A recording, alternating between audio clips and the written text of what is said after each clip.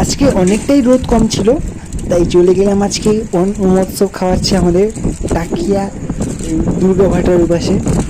তো গিয়ে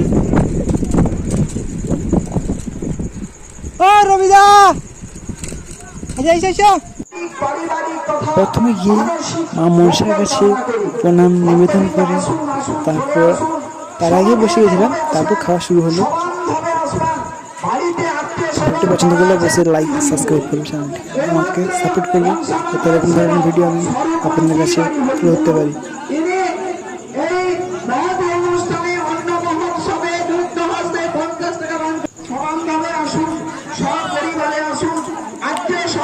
যেহেতু একটা দিকে খেতে গিয়েছিলাম, সেই সময়ে লোকের ভিড়টা একটু বেশি হয়, তার কারণে আমাদেরকে অল্প অল্প তরকারি দিয়েছিল।